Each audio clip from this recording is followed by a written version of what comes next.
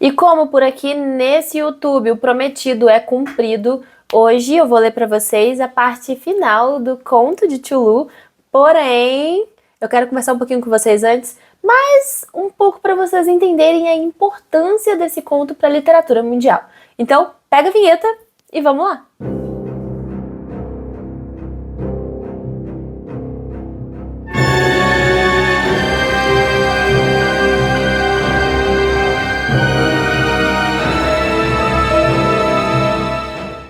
Lovecraft foi pioneiro no horror cósmico, que é um subgênero do horror que não era muito explorado antes dele.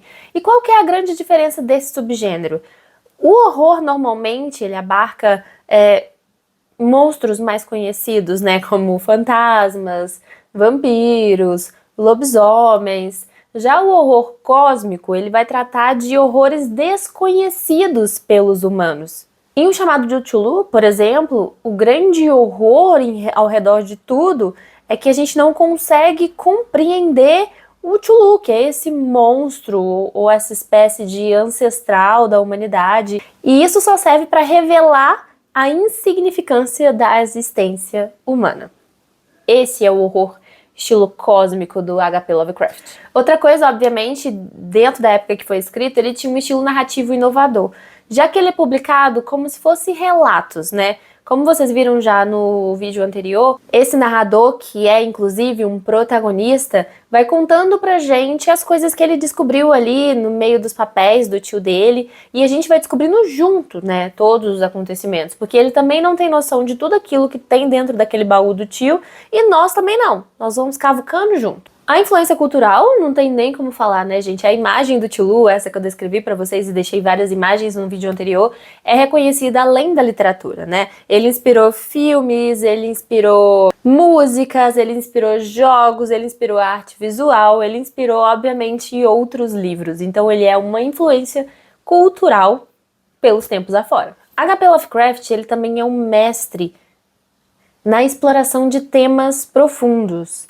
já que no Chamado do Cthulhu, por exemplo, ele não vai abarcar aquele horror superficial, o horror de algo específico. Ele vai falar muito sobre a busca do conhecimento, a fragilidade da sanidade humana e, como eu já falei antes, a insignificância da humanidade diante da imensidão do universo. Antes de Lovecraft, muitas histórias de terror eram centradas em um único monstro, algo específico que geralmente tinha alguma explicação. Lovecraft, então, ele redefiniu o gênero. Na realidade, ele introduziu a ideia de que o verdadeiro horror não está em um monstro específico, em algum acontecimento sobrenatural. O horror está na gente entender a nossa impotência diante da imensidão, da vastidão cósmica. Impressionante, né? Bom, para não aumentar muito aí esse vídeo, né, como o outro ficou bem grande, eu vou começar a ler para vocês já, porque ainda falta muita coisa. A gente parou exatamente na metade no conto passado, já foi um vídeo bem gigantesco, e esse não vai ficar para trás, tá? Então, aquela regra que eu já falei para vocês, tá? Abaixa a luz, coloca o fone de ouvido, deita na cama, cria aquele ambiente ali aterrorizante, tomando um chazinho, um café, uma cerveja, um vinho, o que for disponível aí no seu horário, né, já que estamos em dia de semana, e vamos embora! Apenas 2 entre os prisioneiros estavam suficientemente sãos para a forca, e o restante foi enviado para várias instituições. Todos negavam ter participado de assassinatos ritualísticos e afirmaram que a matança foi cometida pelos alados negros que vieram até eles de sua assembleia imemorial na Floresta Assombrada. Mas, a respeito desses aliados misteriosos, nenhum relato coerente pode ser obtido. As informações que a polícia conseguiu extrair vieram de um mestiço muito velho chamado Castro, que alegou ter viajado para portos estranhos e conversado com líderes imortais do culto nas montanhas da China. O velho Castro se lembrava de trechos de lendas hediondas que povoavam as especulações de teosofitas e fizeram com que o homem e o mundo parecessem, de fato, recentes e transitórios. Houve éons durante os quais outras coisas comandavam a Terra, e eles tiveram cidades grandiosas. Suas ruínas, relatou o velho, conforme lhe foi contado pelos chineses imortais, ainda podiam ser encontradas como rochas ciclópicas em ilhas do Pacífico. Todos morreram há vastos períodos de tempo, antes da chegada do homem, mas existiam atos capazes de revivê-los quando as estrelas voltassem para suas posições corretas no ciclo da eternidade. Eles tinham, de fato, vindo das estrelas, trazendo suas imagens com eles. Esses grandes antigos, Castro continuou, não eram totalmente feitos de carne e sangue. Eles tinham forma. Essa imagem estelar não prova isso? Mas essa forma não era feita de matéria. Quando as estrelas estão em sua devida posição, eles são capazes de saltar entre os mundos através do céu. Porém, com as estrelas desalinhadas, eles não podem viver. Mas, embora não estejam vivos, eles jamais morrem realmente. Todos jazem em casas de pedra em sua grande cidade de Hillel, preservada pelos feitiços do poderoso Chulu, para uma ressurreição gloriosa, quando as estrelas e a terra estiverem, uma vez mais, prontas para eles. Mas, ao mesmo tempo, alguma força externa deve ser capaz de liberar seus corpos. Os feitiços que os preservam intactos da mesma forma os impediram de realizar um primeiro movimento. E eles podiam apenas jazer no escuro e pensar enquanto se passavam milhões incontáveis de anos. Sabiam tudo o que se passava no universo, mas sua forma de comunicação era por meio da transmissão de pensamento. Mesmo agora, eles falam em seus túmulos. Quando, após infinidades de caos, vieram os primeiros homens, os grandes antigos moldando os seus sonhos, falaram ao mais sensitivos entre eles, pois apenas dessa forma sua linguagem poderia atingir a mente carnal dos mamíferos. Então, sussurrou Castro, aqueles primeiros homens criaram um culto em torno de pequenos ídolos que os grandes antigos lhe mostraram. Ídolos trazidos em eras obscuras, provenientes de estrelas negras. Aquele culto nunca morreria até que as estrelas novamente se alinhassem e os sacerdotes secretos tirariam o grande Chulu do seu túmulo para que então revivesse seus súditos e retomassem seu reinado sobre a terra. A época seria fácil de adivinhar, pois então a humanidade terá se tornado tal e qual os grandes antigos, livre e selvagem, além do bem e do mal, dispensando leis e morais, e todos os homens gritando e matando e se refestelando em gozo.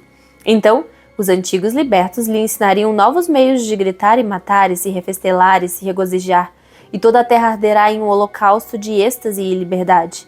Até lá, o culto, através de seus ritos próprios, deve manter viva a memória desses costumes antigos, lançado à sombra da profecia de seu retorno. Nos tempos mais antigos, os homens escolhidos falavam em sonhos com os antigos sepultados. Mas então, algo ocorreu.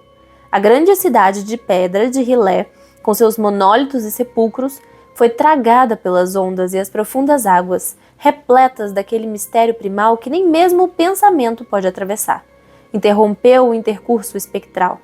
Porém, a memória nunca morre, e altos sacerdotes diziam que a cidade se ergueria novamente quando as estrelas estivessem alinhadas. Então, surgiram do solo os negros espíritos da terra, mofados e sombrios, repletos de rumores diáfanos ouvidos em cavernas das profundezas esquecidas do seu mar. Mas deles, o velho Castro não ousou falar muito. Ele se interrompeu bruscamente e nenhuma persuasão ou subterfúgio poderia fazê-lo prosseguir nessa direção. Também, o tamanho dos antigos, ele curiosamente não ousou mencionar. A respeito do culto, ele afirmou suspeitar que o centro se localizava entre os desertos sem rumo da Arábia, onde irem à cidade dos pilares, sonha, oculta e intocada. Não tinha ligação alguma com o culto europeu às bruxas e era virtualmente desconhecido para além de seus membros. Livro algum o sugerira. De fato, embora os imortais chineses tenham contado que o Necronomicon do árabe louco Abdul Azared havia duplos sentidos que os iniciados poderiam interpretar a seu critério, especialmente esse díptico muito discutido. Morto não é o que está eternamente a jazer. E em éons estranhos, mesmo a morte pode morrer. Legrasse, profundamente impressionado e não pouco confuso, inquiriu em vão a respeito das afiliações históricas do culto. Castro, aparentemente, contara a verdade quando disse que era completamente secreto. Os especialistas da Universidade de Tulane não conseguiram elucidar nem o culto nem a imagem, e agora o detetive estava diante das mais altas autoridades do país, deparando-se com nada menos que o conto neozelandês do professor Webb. O interesse febril pela história de Legrasse, despertado no encontro e corroborado pela estatueta, ecoou na correspondência subsequente que os dois trocaram, apesar de escassas menções nas publicações formais da sociedade. precaução é o primeiro cuidado daqueles que, acostumados a encarar a charlatanice ocasional e a impostura. Por algum tempo, Legrasse emprestou a imagem ao professor Webb, mas quando este último veio a falecer, o objeto lhe foi restituído e permanece em sua posse, onde a vi não muito tempo atrás. É verdadeiramente uma coisa terrível e inequivocamente semelhante à escultura onírica do jovem Wilcox. Não me admira que meu tio tenha se empolgado com a história do jovem escultor, pois que tipo de coisas poderíamos pensar ao ouvir, depois de tomar conhecimento do que Legrasse aprendera sobre culto, os relatos de um jovem sensitivo que não apenas sonhara com a figura e com os exatos hieróglifos da imagem encontrada no pântano e na demoníaca tábua neozelandesa, mas em cujos sonhos surgiram, precisamente, pelo menos 3 das palavras que compõem a fórmula murmurada tanto pelos diabólicos esquimós quanto pelos mestiços da Louisiana. O início imediato de uma investigação dos mais ínfimos detalhes pelo professor Angel era eminentemente natural, embora secretamente eu suspeitasse que o jovem Wilcox tenha ouvido a respeito do culto de alguma forma indireta e que possa ter inventado uma série de sonhos para inflamar e fazer perdurar o mistério em detrimento do meu tio. As narrativas oníricas e a coleção de recortes do professor eram, claro, uma forte corroboração. Mas o racionalismo da minha mente e a extravagância de todo o assunto me levaram a adotar aquela que julguei ser a conclusão mais sensata.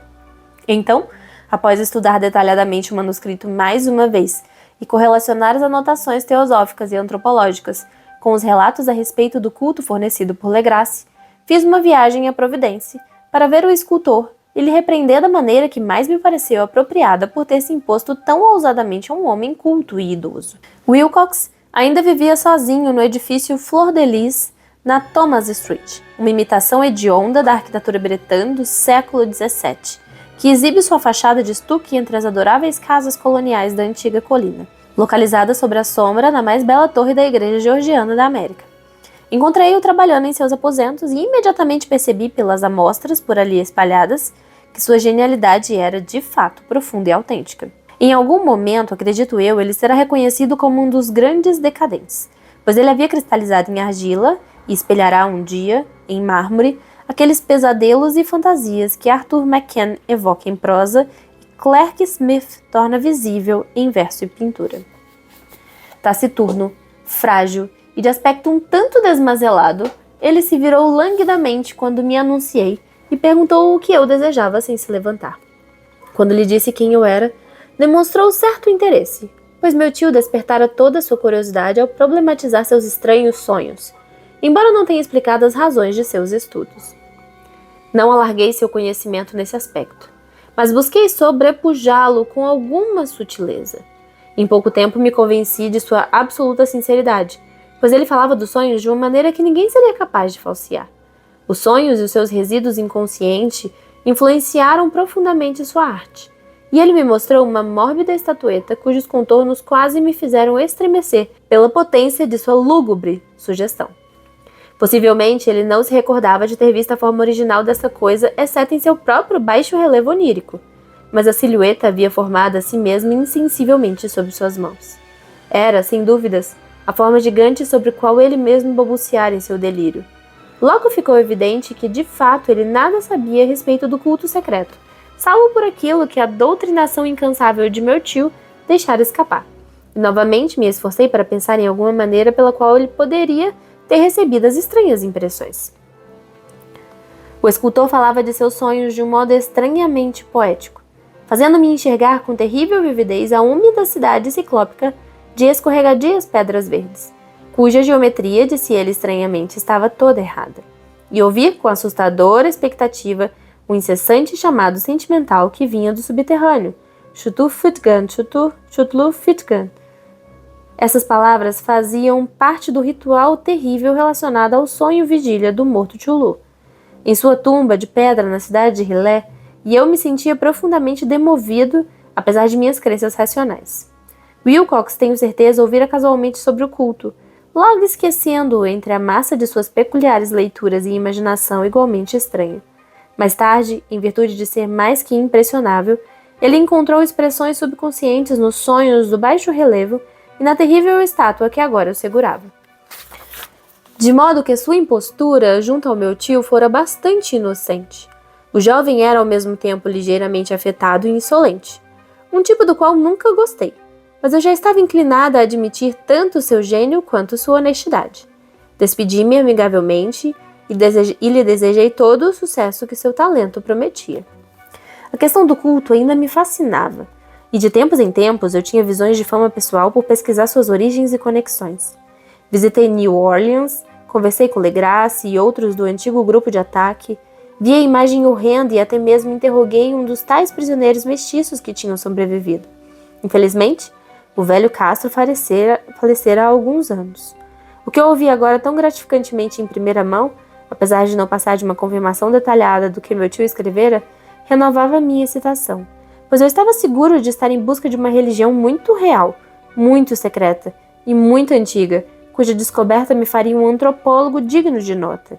Minha atitude ainda carregava um absoluto materialismo, conforme desejava, e eu considerava com uma perversidade quase inexplicável as coincidências entre as anotações oníricas e os estranhos recortes coletados pelo professor Angel. De uma coisa comecei a suspeitar, e sabê-lo agora me faz temer. A morte de meu tio estava longe de ter sido natural. Ele caiu em uma ladeira estreita vindo de uma baía empesteada de mestiços estrangeiros, após um espurrão descuidado de um marinheiro negro. Não me esqueço do sangue mestiço e dos elos marinhos comuns aos membros do culto da Louisiana. E não ficaria surpresa ao descobrir métodos secretos e agulhas envenenadas pertencentes ao conhecimento tão rudimentar e antigo, quanto seus ritos e crenças crípticas. Legrasse e seus homens, é verdade, foram deixados em paz. Mas, na Noruega, um certo marinheiro que vira coisas está morto.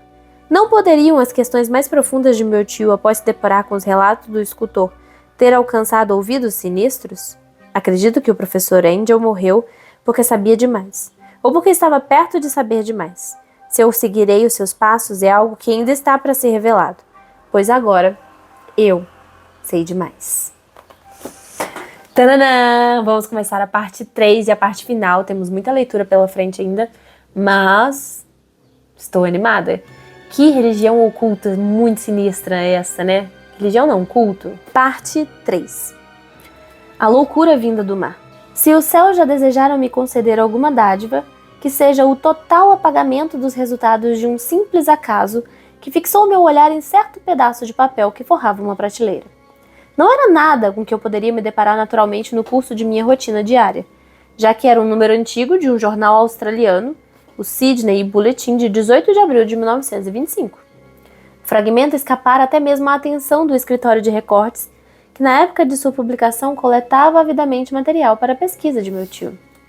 Dedicara-me largamente as minhas investigações a respeito daquilo que o professor Angel denominava culto a Chulu, e estava visitando um amigo em Paterson, Nova Jersey, o curador de um museu local e um mineralogista importante. Um dia, quando estava examinando a reserva de espécimes grosseiramente organizadas nas prateleiras do depósito numa sala dos fundos do museu, meu olhar foi capturado por uma estranha imagem estampada num dos velhos papéis espalhados sobre as pedras. Era o Sydney Bulletin, que mencionei, pois meu amigo possuía amplas relações em todas as partes concebíveis do estrangeiro, e a imagem que trazia era o meio tom de um hediondo ídolo de pedra quase idêntico àquele que Legrasse encontrara no pântano. Livrando-o do papel imediatamente de seu precioso conteúdo, examinei a gravura em detalhes e me desapontei ao descobrir que seu tamanho era moderado. O que sugeriu, contudo, tinha uma porcentosa importância para minha busca negligenciada. Então, eu cuidadosamente a arranquei a fim de agir imediatamente. Li o que segue. Misterioso navio à deriva encontrado no mar. O vigilante atacou com um impotente iate armado neozelandês a reboque. Um sobrevivente e um morto foram encontrados a bordo. História de desesperada batalha e mortes no mar. Marinheiro resgatado se recusa a contar a estranha experiência. Estranho ídolo encontrado em sua posse. Investigação a seguir. A fragata vigilante da companhia Morrison, partindo de Valparaíso, aportou esta manhã em seu ancoradouro no Porto Darling, trazendo a reboque o combalido e danificado, mas pesadamente armado, iate a vapor Alert de Dunedin, Nova Zelândia, que fora avistado em 12 de abril aos 34 graus e 21 minutos de latitude sul e 152 graus e 17 minutos de longitude oeste, com um sobrevivente e um morto a bordo. O vigilante partia de Valparaíso em 25 de março e no dia 2 de abril foi consideravelmente desviado em direção ao sul por tempestades excepcionalmente pesadas e ondas monstruosas. Em 12 de abril, os destroços foram avistados e, apesar de aparentemente abandonados, encontrou-se a bordo um sobrevivente semi-delirante e um homem que estava morto. Evidentemente há mais de uma semana. Os sobreviventes se agarravam a um horrível ídolo de pedra, de origem desconhecida, com cerca de 30 centímetros de altura, sobre cuja natureza as autoridades da Universidade de Sydney, a Sociedade Real e o Museu da College Street professaram uma complexa perplexidade, e o qual o sobrevivente diz ter encontrado na cabine da embarcação em um pequeno altar entalhado de padrão comum. Esse homem, após reaver os sentidos, contou uma história de pirataria e matança extravagantemente estranha. Ele é Gustav Johansen, um norueguês de alguma inteligência, e fora segundo imediato do Emma, uma escuna de 2 mastros de Auckland que partiu para Callao em 20 de fevereiro com uma tripulação de 11 homens. O Emma, relatou, estava atrasado e foi desviado bem ao sul de sua rota pela grande tempestade de 1º de março, e em 22 de março, aos 49 graus e 51 minutos de latitude sul e 128 graus e 34 minutos de latitude oeste, encontrou o Alert, tripulado por um estranho e diabólico grupo de canacas e meias castas. Tendo sido peremptoriamente ordenado a retornar, o capitão Collins se recusou, então a estranha tripulação começou a atirar selvagemmente e sem aviso contra a escuna com uma bateria peculiarmente pesada de canhões de latão que faziam parte do equipamento do iate. Os homens do Emma marcaram combate, disse o sobrevivente, e embora a escuna tenha começado a afundar em virtude dos tiros recebidos abaixo da linha d'água, eles conseguiram se içar lateralmente e subir a bordo, engalfinhando-se com a tripulação selvagem no convés e sendo forçados a matar todos eles, que mesmo em número ligeiramente superior, foram derrotados em consequência de seu estilo de luta particularmente abominável e desesperado, porém ainda assim desajeitado. 3 dos homens do Emma, incluindo o capitão Collins e o primeiro imediato Green, foram mortos, e os 8 remanescentes sob o comando do imediato Johansen providenciariam a navegação do iate capturado, seguindo em sua direção original para verificar se houver alguma razão para sua ordem de recuo. No dia seguinte, ao que parece, eles desembarcaram em uma pequena ilha, apesar de nenhuma ser conhecida nessa parte do oceano, e 6 dos homens de alguma forma morreram na costa, embora o Hansen tenha sido estranhamente reticente em relação a essa parte da história, relatando apenas que eles caíram em um abismo rochoso. Mais tarde, pelo visto, ele e outro companheiro carregaram o iate e tentaram manobrá-lo, mas foram abatidos pela tempestade de 2 de abril. Desse momento até seu resgate no dia 12, o homem pouco se recorda, e ele nem mesmo se lembra quando William Bryden, seu companheiro, morreu. A morte de Bryden não revelou causa aparente e foi devida provavelmente à excitação ou à exposição aos elementos. Avisos telegráficos de Dunedin dão conta de que o Alert era bem conhecido por operar na ilha e mantinha uma reputação ruim ao longo da costa. Era de propriedade de um curioso grupo de mestiços, cujas reuniões frequentes e saídas noturnas da mata atraíam não pouca atenção, e o grupo saíra para navegar com grande pressa logo após a temporada e os tremores de terra escondido no 1º de março. Nosso correspondente em Auckland conferiu uma excelente reputação a Emma e à tripulação. Johansen foi descrito como um homem sóbrio e valioso. O almirantado instituirá um inquérito sobre toda a questão que terá início amanhã, no qual todos os esforços serão feitos para induzir Johansen e falar mais livremente sobre os relacionamentos. Isso foi tudo o que encontrei junto à gravura da imagem infernal. Mais que trem de ideias, ela disparou em minha mente. Aqui estavam novos dados preciosos a respeito do culto de Chulu, uma evidência de que possuía estranhos interesses tanto em mar quanto em terra. Que motivo teria levado a equipe de mestiços a ordenar que Emma recuasse enquanto eles navegavam com seu ídolo hediondo? O que era a ilha desconhecida na qual 6 tripulantes do Emma morreram? E a respeito do que o imediato Johnson se mostrou tão sigiloso? O que teria revelado as investigações do vice-almirantado e o que se sabe sobre o asqueroso culto em Dunedin? E a maior de todas as maravilhas, que profundo e sobrenatural elo de datas foi esse que conferiu um significado maligno, e agora de inegável importância para os diversos eventos anotados tão cuidadosamente pelo meu tio. No dia 1º de março, nosso 28 de fevereiro, de acordo com a linha internacional de data, vieram o terremoto e a tempestade. De Dunedin, o Alert e sua fetígida tripulação partiram ansiosos como se imperiosamente invocados. E do outro lado da terra, poetas e artistas começaram a sonhar com uma cidade úmida, estranha, ciclópica, enquanto um jovem escultor moldou em seu sono a forma do pavoroso Chulu. Em 23 de março, a tripulação do Emma desembarca numa ilha desconhecida, deixando 6 homens mortos. E nessa data, os sonhos dos sensitivos se tornaram altamente vívidos e enegrecidos pelo horror da maligna perseguição de um monstro gigante, enquanto um arquiteto enlouquece e um escultor de repente colapsa em delírio. E sobre essa tempestade, no dia 2 de abril, a data na qual todos os sonhos sobre a cidade úmida cessaram, e Wilcox emergiu incólume das amarras da estranha febre. E de todas aquelas sugestões do velho Castro em relação aos antigos nascidos nas estrelas e agora submersos, e o seu reino vindouro, o seu culto fiel e seu controle sobre os sonhos. Estaria eu tateando na beira dos horrores cósmicos, cujo enfrentamento está além da capacidade humana? Se sim, devem ser apenas horrores mentais, pois de alguma forma o dia 2 de abril pôs fim a qualquer que tenha sido a monstruosa ameaça que interciara seu cerco à alma da humanidade. Aquela tarde, após passar um dia telegrafando e fazendo preparativos, dei adeus a meu anfitrião e peguei um trem para São Francisco. Em menos de um mês estava em Dunedin, onde, entretanto, descobri que pouco se sabia sobre os estranhos membros do culto que matavam o tempo nas antigas tabernas à beira-mar. A escória dos pontos era comum demais para qualquer menção especial. Ainda que havia uma conversa vaga sobre uma viagem empreendida por esses medidos em direção ao interior da região, duramente a qual um tamborilar fraco e chamas vermelhas foram notadas dos mortos distantes. Em Auckland, descobri que Joe Hansen voltara com seus cabelos amarelos completamente brancos. Após uma investigação perfunctória e inconclusiva em Sydney, e depois disso vendeu sua cabana no West Street e navegou com a esposa rumo ao seu antigo lar em Oslo. De sua intensa experiência, ele não contaria aos meus amigos mais do que relatou aos seus oficiais do almirante. E tudo o que eles puderam fazer foi me fornecer seu endereço em Oslo. Então fui para Sydney e conversei proficuamente com marinheiros e membros da corte do vice-almirantado. Vi o Alert agora vendido em uso comercial em Circular Quay, na Baía de Sydney, mas nada obtive de sua massa indefinida. A imagem, agachada com sua cabeça de lula, corpo de dragão, asas escamosas e aquele pedestral e hieróglifo se encontrava preservado no Museu de Hyde Park. E eu a estudei bem e longamente, vendo-a como um objeto de habilidade artesanal ameaçadoramente belo e percebendo o mesmo mistério absoluto, a antiguidade terrível e estranheza extraterrena que eu notara no exemplar menor de Legrasse. Geólogos, disse-me o curador, afirmaram que a peça se tratava de um monstruoso quebra-cabeça, pois juraram que o mundo não possuía nenhuma rocha como aquela. Então pensei como arrepio do que era velho Castro contratar Legrasse sobre os grandes primais. Eles vieram das estrelas e trouxeram suas imagens com eles. Sacudido por uma revolução mental que eu nunca houvera experimentado, resolvi visitar o imediato John Hansen em Oslo.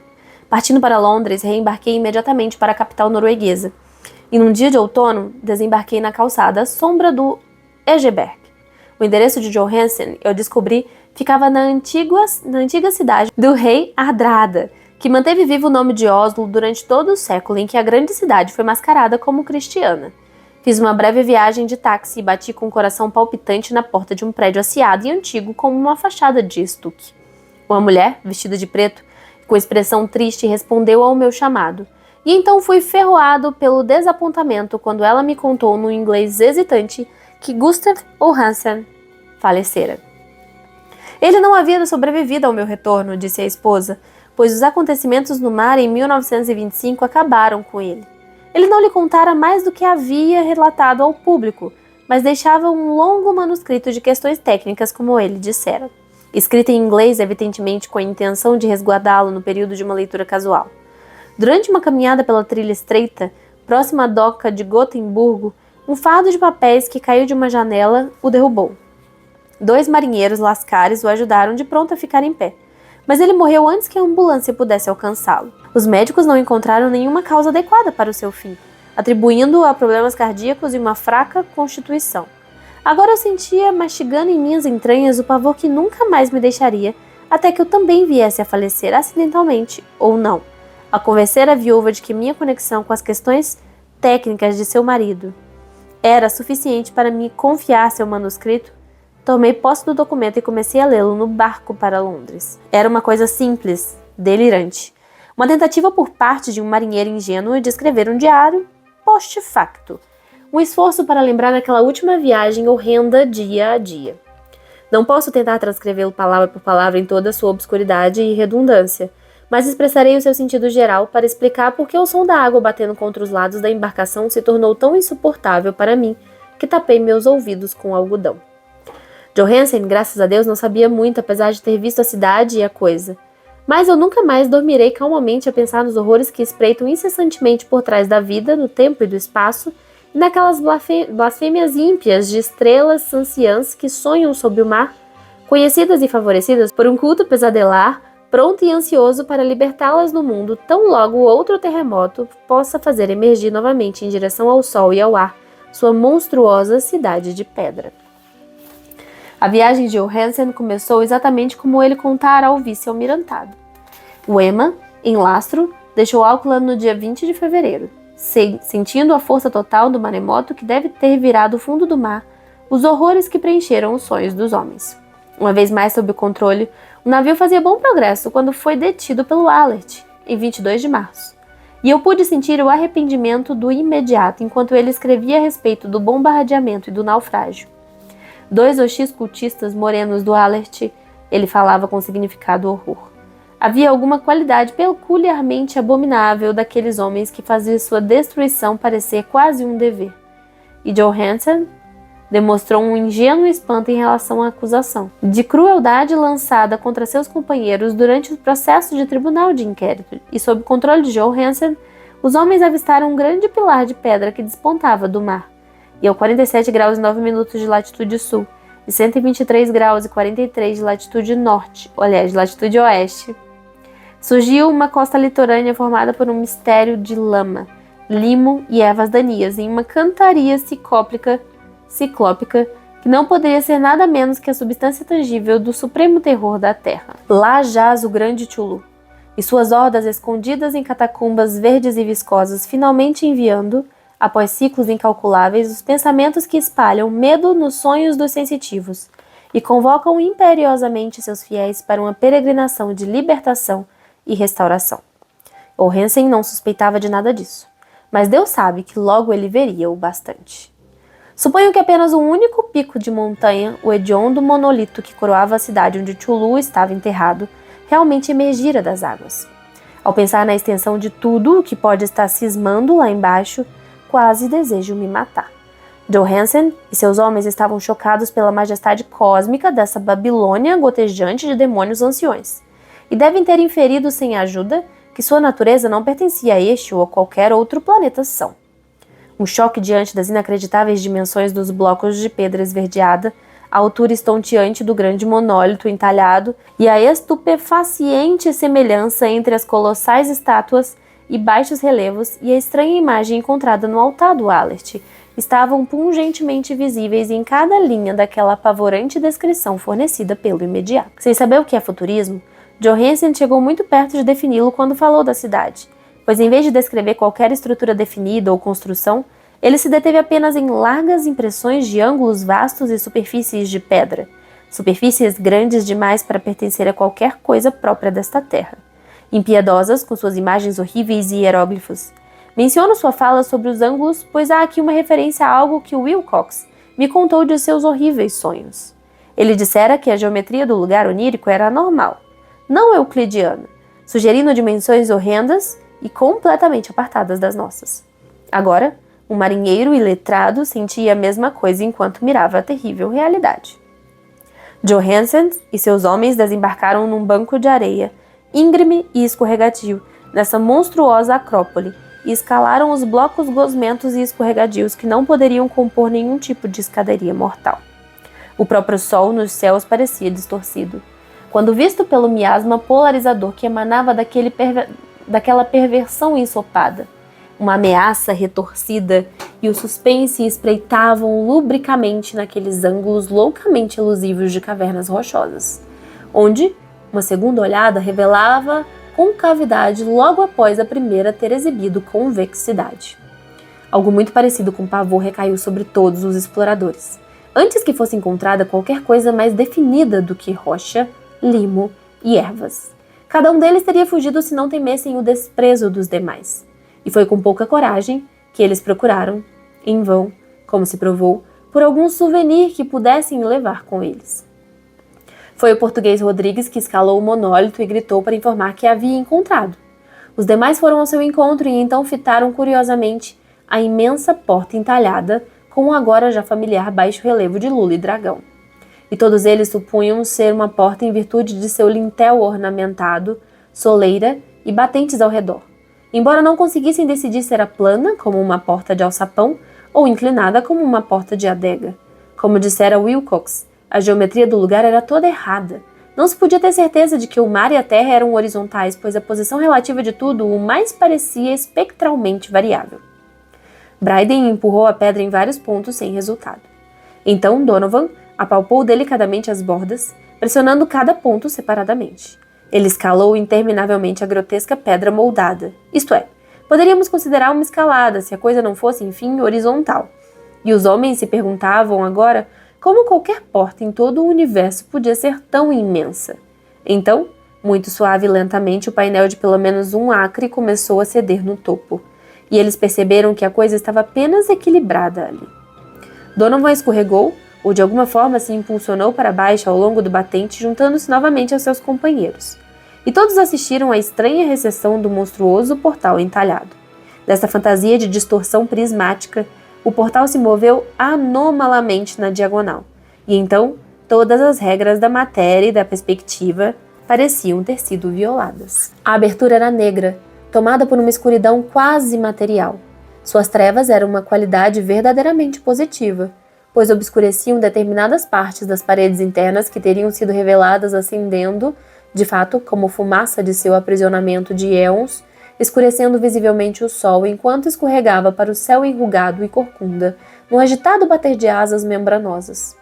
O odor que surgia dos abismos recém-abertos era intolerável. E, enfim, Hawkins, com seus ouvidos afiados, pensou ter ouvido um som nojento e baboso lá embaixo.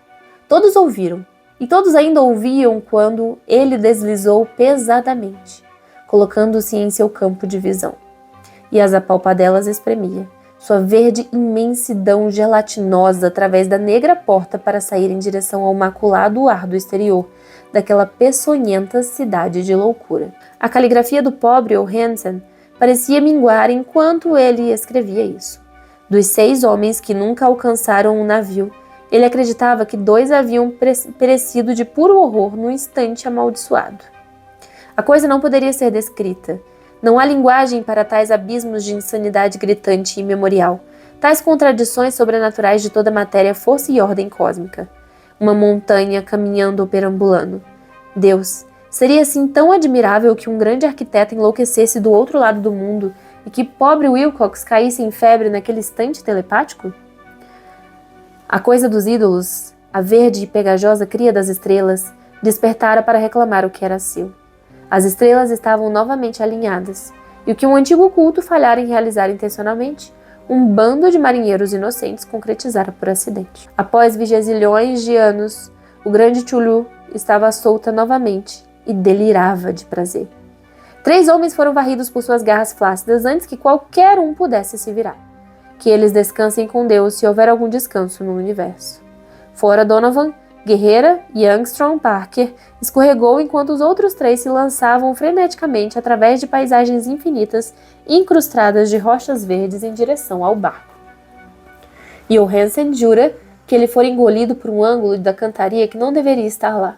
O ângulo que era agudo, mas que se comportava como se obtuso fosse. Então apenas Bryden e o Hansen alcançaram o barco, saltando desesperadamente para o Alert enquanto a monstruosidade montanhosa tropeçava nas pedras viscosas e hesitava cambaleante na beira da água. O vapor na caldeira não havia arrefecido completamente, embora toda a tripulação estivesse em terra, e o trabalho de uns breves momentos de febris subidas e descidas entre rodas e engrenagens bastou para colocar o Alert em curso. Lentamente, entre os horrores indizíveis daquela indescritível cena, a nave começou a agitar as águas, letais. Enquanto isso, sob a cantoria da margem daquele canal que não pertencia a este mundo, a coisa titânica vinda das estrelas berrava e babava, com Polifemo amaldiçoando o navio de Ulisses em fuga. Então, mais ousado que o ciclope de que nos fala a história, o grande Chulu deslizou untuosamente para dentro da água e deu início à perseguição com ataques que erguiam grandes ondas de potência cósmica. Bryden olhou para trás e enlouqueceu, rindo convulsivamente e continuando a rir em intervalos até que a morte o encontrou numa noite na cabine, enquanto Hansen vagava em delírio. Mas Hansen ainda não desistira. Sabendo que a coisa certamente poderia subjugar o Alert até que seus motores estivessem a todo vapor, ele apostou em uma possibilidade desesperada. E colocando os motores em velocidade máxima, correu feito um relâmpago para o convés e virou o timão. Houve um poderoso redemoinho, e a salmoura pestilenta espumou, e enquanto o nível do vapor subia mais e mais, o bravo norueguês conduziu sua embarcação contra a gelatina que o perseguia, e que se erguia sobre a espuma imunda, como a popa de um galeão demoníaco. Horrível cabeça de lula, com apêndices retorcidos, se aproximava dos gurupés do robusto iate, mas o Hansen seguia implacavelmente. Houve um estouro, como de uma bexiga explodindo, uma nojeira lamacenta, como de um peixe-lua aberto ao meio, um fedor como de 1000 covas abertas, e um som que cronista algum se atreveria a colocar no papel. Por um instante, o navio foi engolfado por uma nuvem verde, acre e ofuscante. E então houve apenas um peçonhento fervilhar a este bordo, onde, Deus do céu, a plasticidade esparramada da inominável cria dos céus estava se recombinando nebulosamente em sua odiosa forma original, enquanto Alert se distanciava mais a cada segundo, ganhando o ímpeto de seu vapor. E foi tudo. Depois disso, Hansen se preocupou apenas com o ídolo na cabine e em prover alimento para si e para o risonho maníaco ao seu lado. Ele não tentou navegar após a primeira luta ousada, pois a reação retirara algo de sua alma. Então sobreveio a tempestade de 2 de abril, e um aglomerar de nuvens sobre sua consciência. Uma sensação de um retorcer espectral através de golfos líquidos de infinitude, de cavalgadas estonteantes por universos espiralados na cauda de um cometa, e saltos histéricos de poço até a lua, e da lua de volta para o poço. Tudo vivenciado pelo risonho coro dos distorcidos e hilários deuses anciões, e pelos jocosos diabretes verdes como as asas de morcego do Tártaro. Foi esse documento que li, e agora ele está guardado na pequena caixa ao lado do baixo relevo e dos papéis do professor Angel. Com isso, devo terminar este meu registro, este teste de minha própria sanidade, onde se reuniu o que eu espero que nunca mais seja reunido. Olhei para tudo o que o universo contém de horror, e depois disso, até mesmo os céus primaveris e as flores do verão serão, para sempre, um veneno para mim. Mas não acredito que minha vida será longa, como meu tio se fora, como se for o pobre Hansen, assim eu devo ir. Sei demais, e o culto ainda vive. Chulu também vive ainda, suponham tendo retornado àquele abismo de pedra que o protege desde que o sol era jovem. Sua cidade amaldiçoada está afundando mais uma vez, pois o Vigilante navegou sobre o local após a tempestade de abril, mas seus asseclas em terra ainda se abaixaram e se curvam e contornam monólitos encismados por ídolos em lugares solitários. Ele deve ter sido preso ao afundar em seu abismo negro, pois de outro modo o mundo estaria agora gritando de pavor e frenesi. Quem conhece o fim? O que se ergueu pode afundar, e o que afundou pode se erguer? O horror espreita, e o sonho nas profundezas e a decadência se espalha sobre as vacilantes cidades dos homens. Chegará um momento, mas eu não posso pensar. Deixe-me rezar para que, se eu não sobreviver a este manuscrito, meus executores possam colocar a cautela antes da audácia e garantir que ele nunca encontre outros olhos. Tá aqui, ó, o autor desta obra de arte em forma de conto de horror. Bom, gente, eu vou terminar por aqui, né, esse vídeo, porque ele já tá gigantesco. E é isso, encontro vocês no nosso próximo vídeo, que vai ser um pouco diferente, tá? Eu não vou ler nenhum conto, nada disso não, eu vou trazer um tema um pouco diferente. Eu vou mostrar pra vocês os livros de horror que eu tenho aqui na minha estante, tá? Beijos e até mais, pessoal. Tchau!